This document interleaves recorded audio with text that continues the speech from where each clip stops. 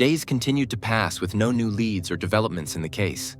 Tension and frustration grew as time went on.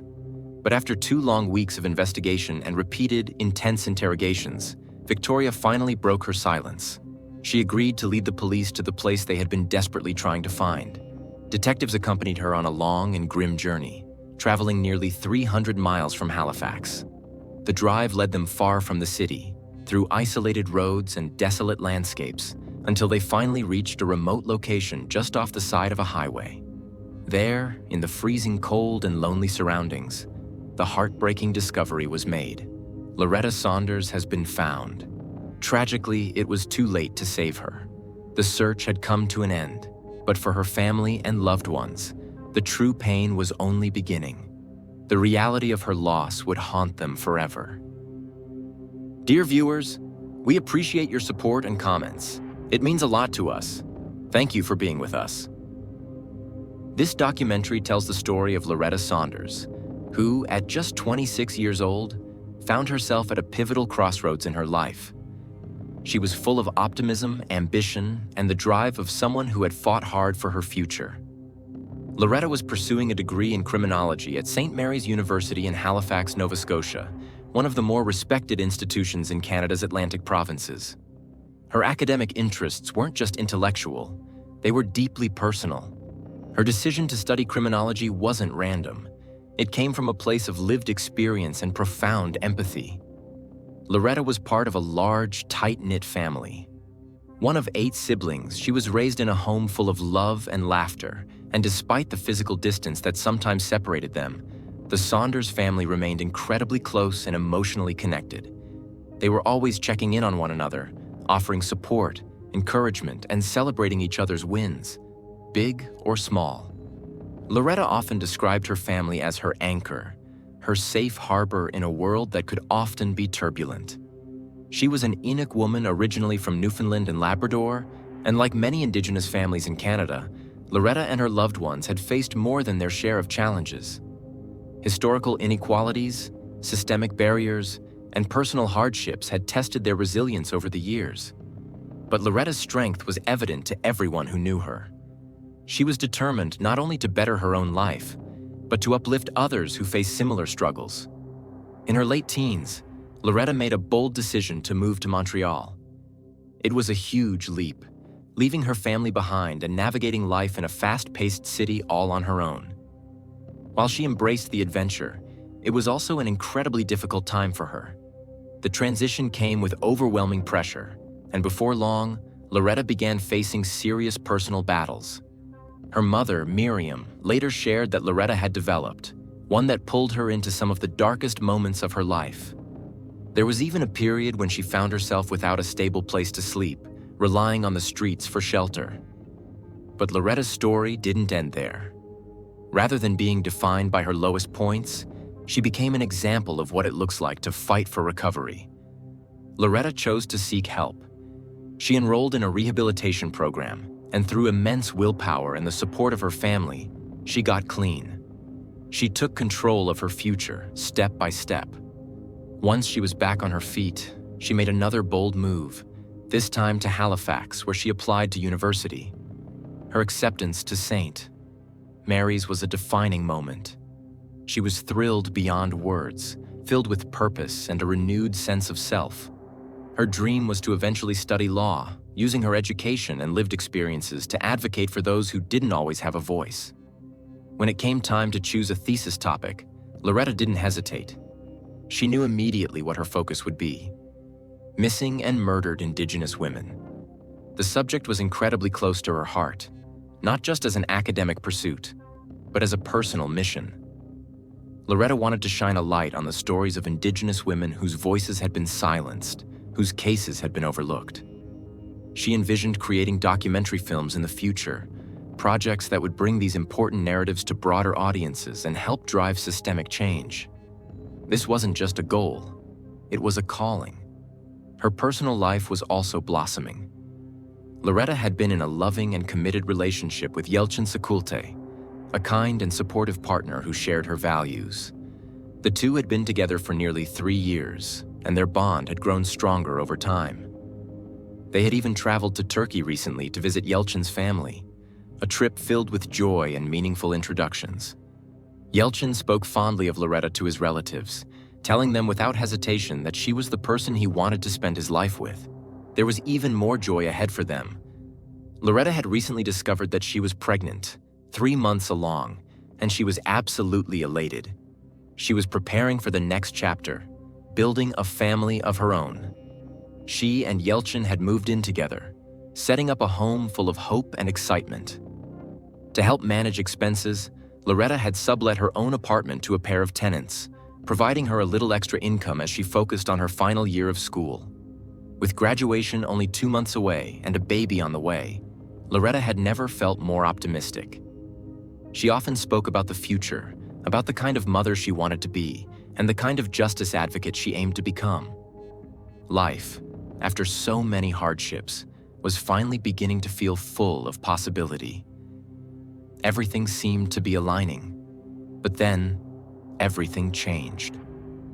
On February 14th, 2014, a sudden and alarming concern disrupted the sense of calm. Loretta's boyfriend Yelchin called her sister DM in a state of growing panic. He hadn't seen Loretta since the previous day, and something didn't feel right. He explained that he had received a couple of text messages from her phone, but they were strange, unlike anything she would normally send. In one message, Loretta claimed she had accidentally locked herself out of her online banking account. In another, she said she was going to stay with a friend and would contact him later. But she didn't say who the friend was. The messages were short, vague, and lacked her usual warmth and attention to detail. This uncharacteristic communication set off alarm bells. Loretta was usually very communicative, especially with her family. She checked in frequently and rarely went silent without explanation. DM hadn't heard from her either. As the day turned to night and the hours continued to pass without any word, anxiety began to swell among her loved ones. By the following day, Loretta's parents, Miriam and Clayton, were deeply worried. They described a creeping sense of dread. They just knew something was wrong. For a young woman who was always in touch, who never failed to message back, this silence was deafening. Family members began calling each other nonstop, reaching out to friends, trying to retrace her steps and piece together any possible explanation. But Loretta hadn't spoken to anyone. Her phone remained silent. And then came another strange detail. Her car was missing, yet nearly all of her personal belongings remained untouched at home. By the third day, their fears could no longer be dismissed as overreaction. The family reported her missing to the authorities, and police officially opened an investigation. Officers first visited the home Loretta shared with Yelchin. Understandably, as the last known person to see her, Yelchin was asked to recount everything he could remember. He told investigators that Loretta had a full schedule on February 13th. She had planned to visit her former apartment at Cowie Hill Drive to collect rent from the tenants, and then continue with a day filled with errands and studying. According to Yelchin, she had seemed fine when she left the house, focused, calm, and entirely herself. The tone and wording of the messages he had received afterward were completely out of character, something both he and Loretta's family emphasized to the authorities. Police carried out a search of the home, looking for any signs of struggle, but they found nothing suspicious. At that point, there was no indication of foul play, and investigators felt Yelchin was genuinely concerned and cooperative. His worry for Loretta appeared real and unforced. Next, investigators headed to the apartment at 41 Cowie Hill Drive, Unit 1003, where Loretta's tenants lived. The door was locked. No one answered when they knocked, and from what officers could observe, there was nothing obviously wrong inside. Still, the situation didn't sit right. Where was Loretta? Why had her communication changed so suddenly?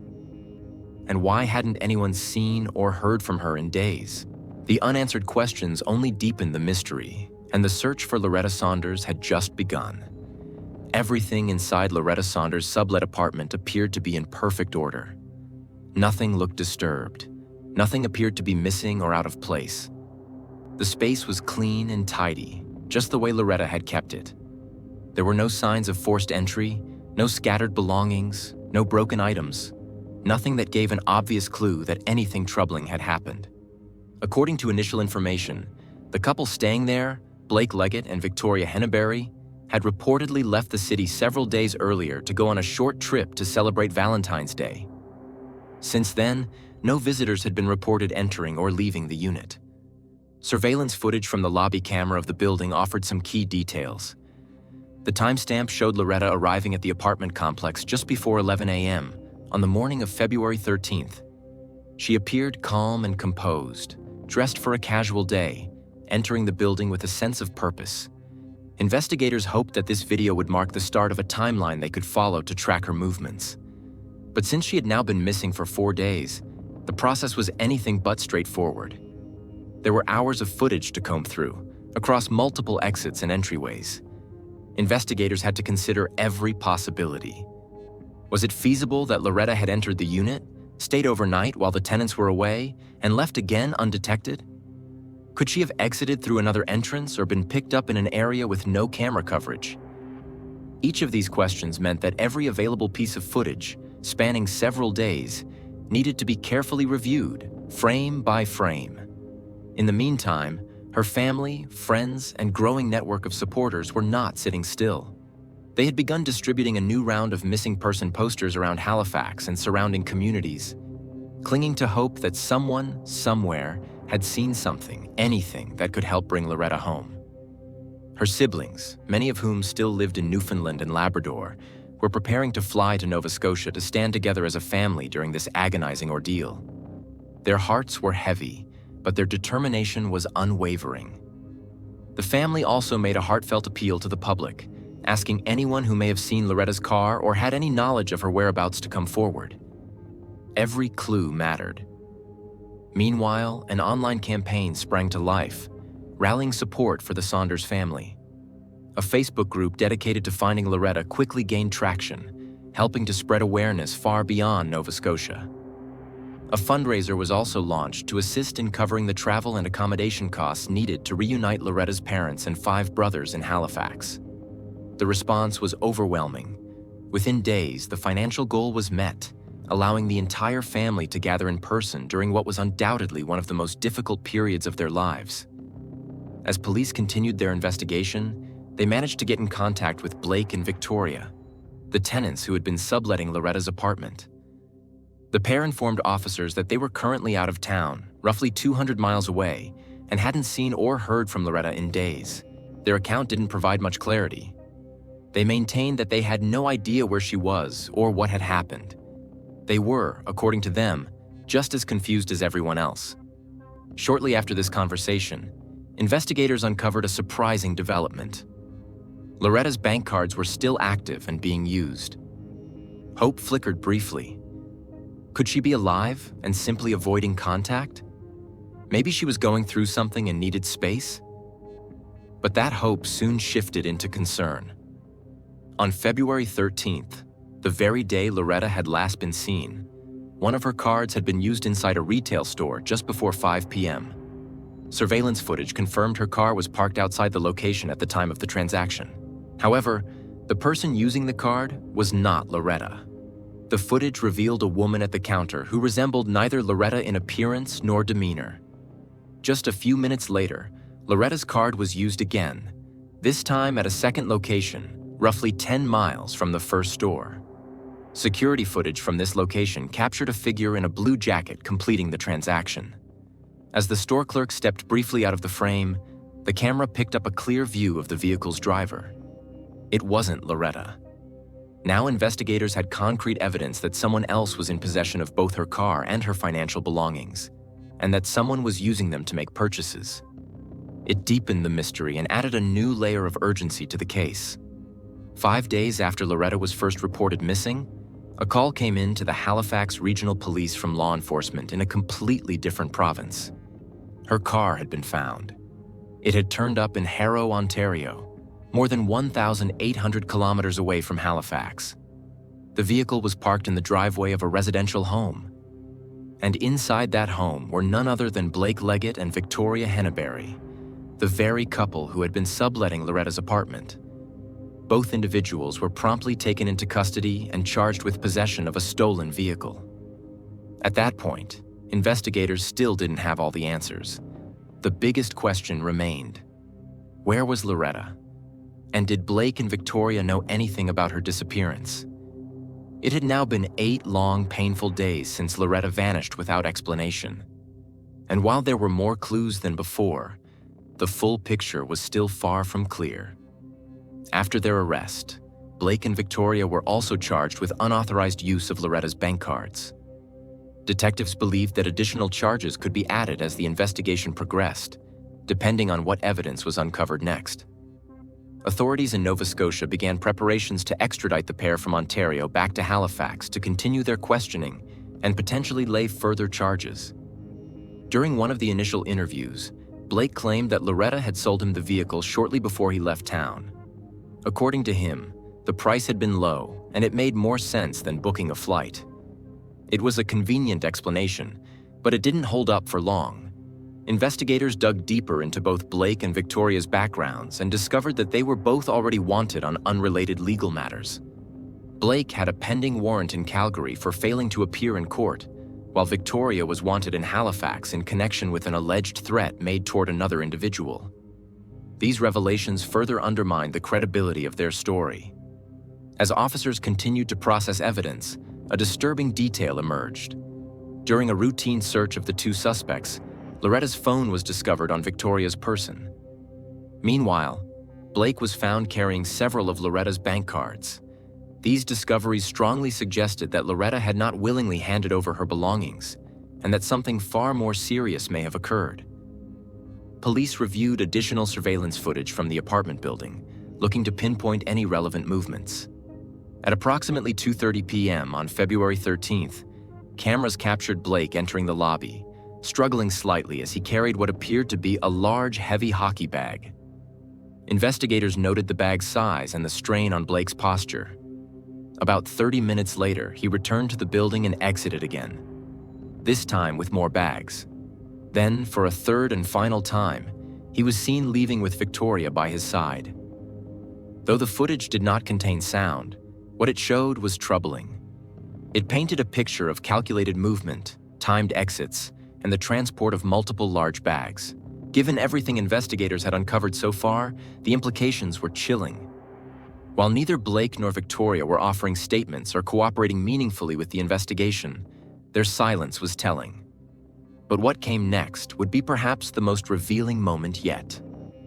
Upon obtaining access to Blake's phone, forensic investigators found what they described as the closest thing they'd seen to a confession. While the details of the message or file have not been publicly disclosed, authorities indicated it pointed strongly toward knowledge of Loretta's disappearance and possibly involvement. As the case continued to unfold, one thing was becoming heartbreakingly clear.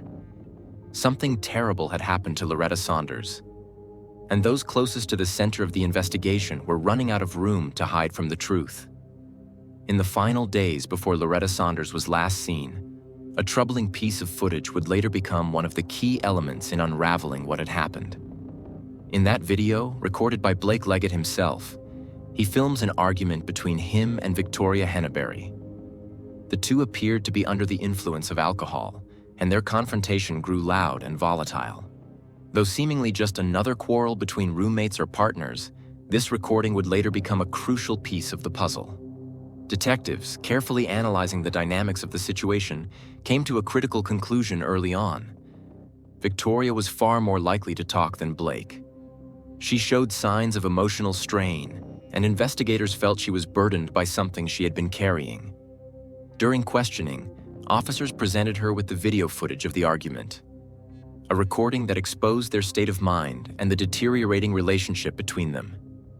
After several moments of silence and hesitation, Victoria's composure finally cracked.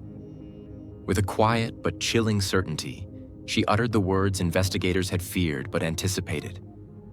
"He did it. He killed her."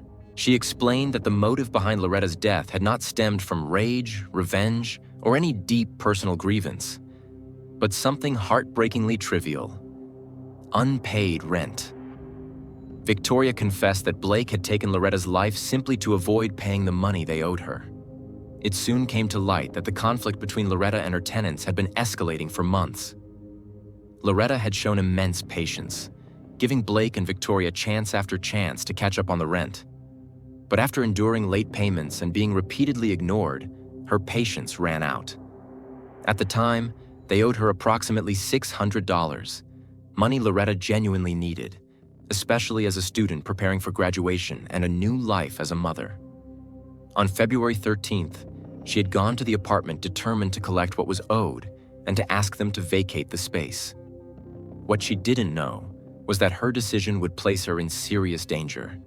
Investigators pleaded with Victoria to tell them more, to share where Loretta was.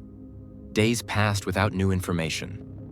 But then, 2 weeks into the investigation and after prolonged questioning, Victoria finally agreed to lead police to her.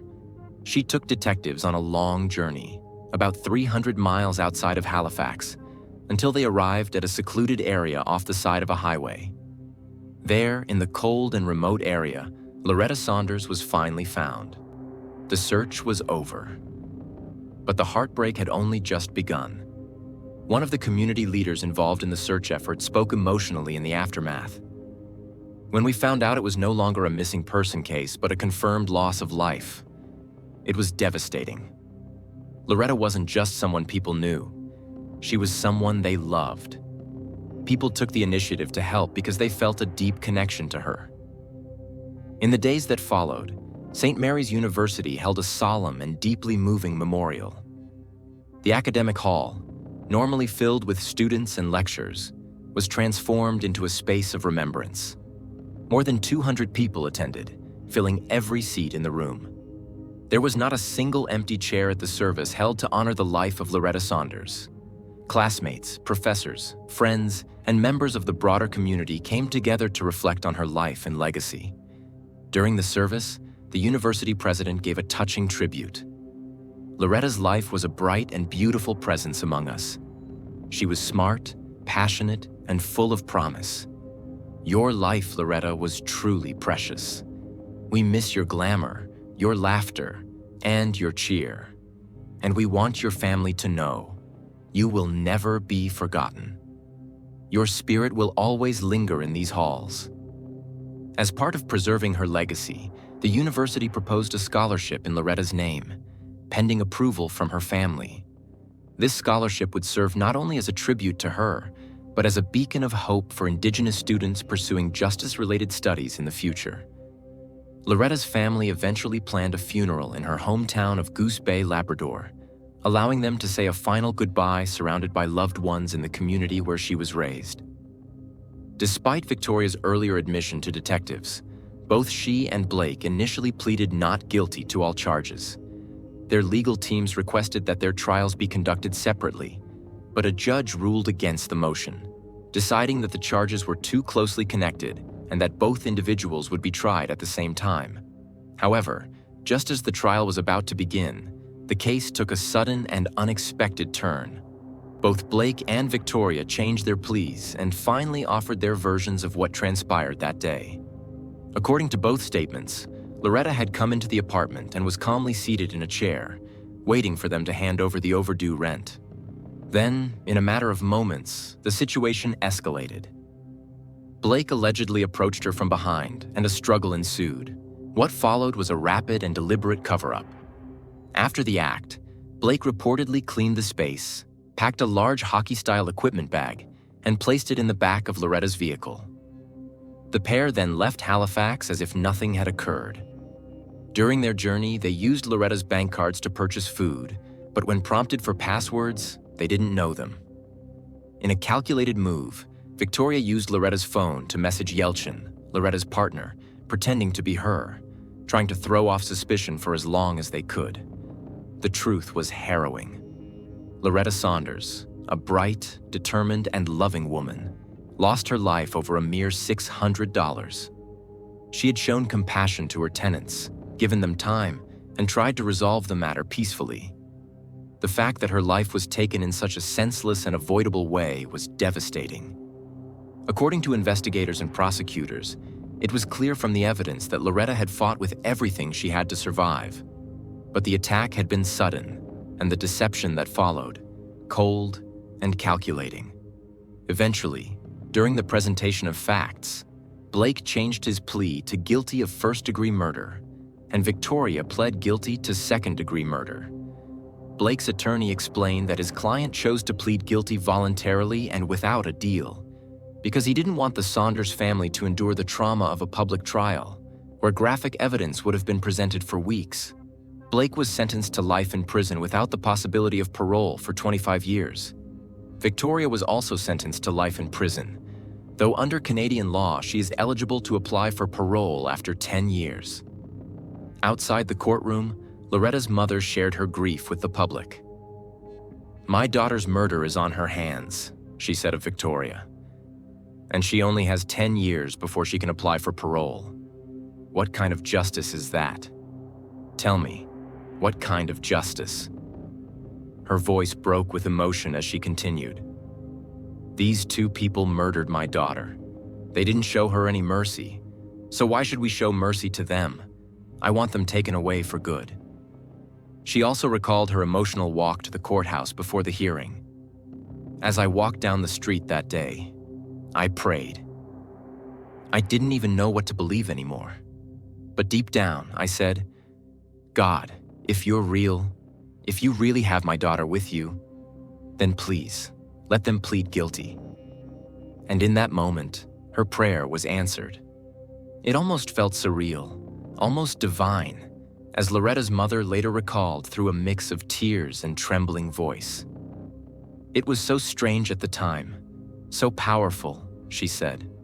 "I remember saying, 'Oh my God,' like I was speaking directly to him. And in that moment, I felt like God answered my prayer. Not just mine, but the prayers of every person who had supported us, every soul who had lit a candle, whispered a prayer, or stood in solidarity. All of us were heard. Our prayers were answered." She paused, struggling to find the right words. "I want to thank everybody, everyone who walked with us in our darkest days." But the emotions were complicated, swirling inside her like a storm. "I feel so many things. I'm hurting so much. I miss my daughter with every heartbeat. I'm relieved we didn't have to sit through the whole trial, relive every detail, and listen to everything that would have come out in court." Inside the courtroom, the judge did not mince words. In his final remarks, he called the crime despicable, horrifying, and cowardly. There was no question about the emotional intensity of the proceedings. Family members and supporters sat through every hearing with clenched jaws and tear-filled eyes. At one particularly emotional point, Loretta's sister, DM, could no longer contain the anger and pain she had carried for so long. She lunged toward Blake and Victoria, shouting at them in a burst of anguish. Security quickly intervened. As the family left the courtroom, someone in the hallway shouted at Blake, their voice echoing through the halls, "We'll be waiting when you get out." In early 2017, Victoria Henberry attempted to withdraw the guilty plea she had previously entered in court. She claimed that at the time of her confession, she had not been in the right state of mind, and therefore her plea should be considered invalid. The court reviewed her application carefully, but the motion was denied just a few months later. The ruling stood. Her confession remained on record. Soon after, Victoria began to tell people that she had Indigenous heritage through her maternal line. This claim raised eyebrows and stirred strong emotions, especially among Loretta's family and the broader Indigenous community. The parole board noted that there was no documented evidence or familial recognition of such ancestry. For those who knew Loretta, who understood what she had stood for and who she had tried to protect, this statement felt deeply offensive. Her family viewed it not as a genuine revelation, but as a manipulative gesture.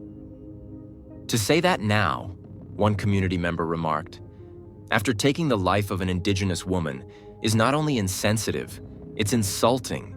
It's not heritage. It's a gimmick. It's a game to her." 2 years later, Victoria reached out to an Indigenous Women's Support Center, hoping to receive assistance that could potentially help her gain release or support during incarceration. However, after reviewing her case and considering her past actions, the center rejected her application. Despite this, Victoria continued to seek access to culturally significant resources. She applied for a special pass to attend an Indigenous women's sharing and drumming circle, an event meant to promote healing, unity, and sacred tradition. At first, the parole board approved her request. But after news of the decision broke and public backlash mounted, the approval was rescinded. Community members and advocates argued that allowing her participation in such events undermined the sacred nature of Indigenous spaces and disrespected Loretta's memory. As a result, Victoria is now officially prohibited from accessing any Indigenous services through the correctional system. In the wake of Loretta's loss, her sister DM tried to channel her grief into action. She created a blog titled A Homicide Survivor's Journey Through Grief, where she poured her soul into writing about loss, trauma, resilience, and the complicated road to healing. DM didn't stop there. She began working closely with filmmaker Matthew Smiley, creator of the acclaimed documentary Highway of Tears, which investigated the heartbreaking stories of missing and murdered Indigenous women along the notorious Highway 16 in British Columbia, a stretch of road over 700 kilometers long, often referred to as one of the darkest paths in Canada's history. Together, they hope to amplify Loretta's voice, her mission, and the issues she was so deeply passionate about. 2 theaters in Halifax hosted screenings of Highway of Tears, with all proceeds directed to the Loretta Saunders Scholarship Fund. The fund was established to support Indigenous women in their pursuit of post-secondary education, a cause Loretta had championed before her life was cut short. DM later reflected, "This is all to honor Loretta. This is what she would have wanted. She dreamed of telling these stories, raising awareness, and doing what Matt did, documenting injustice. She should be here, using her brilliance to change the world. She should have been on the other side of the camera, not on a list of victims. Now she's become another name, another statistic." DM's tireless advocacy did not go unnoticed. She was honored with the Ambassador of Conscience Award by Amnesty International, one of the highest honors the organization offers for human rights activism. The award recognized her courage, her voice, and her unbreakable spirit in the face of unspeakable loss. But grief is complicated. It rarely fades. It only changes shape. And for DM, the weight of losing her sister became too much to bear. In a heartbreaking twist, Loretta's mother, Miriam Saunders, made a public announcement in September 2021. She confirmed that DM had passed away years after losing Loretta. The trauma had become too great. DM's own struggles with addiction worsened in the years following her sister's death. She eventually experienced liver failure, a direct result of the downward spiral that began with unimaginable grief. In a desperate and courageous attempt to recover, DM stopped taking her prescribed medications and tried to get clean on her own. But to cope with the emotional pain, she began drinking heavily. Her body, already weakened, couldn't recover. The community was devastated. DM, like Loretta, had become a symbol, a voice for justice, a fighter for truth. And now, she too was gone. On a clear evening in Halifax's Parade Square, dozens of people gathered beneath the quiet sky to honor her memory. Friends, family, and strangers lit candles and stood in silence, remembering a young woman whose story and whose heartbreak had touched lives across Canada and beyond. As flickers of candlelight danced against the night air, people whispered words of love, of loss, and of a promise that neither Loretta nor DM would be forgotten.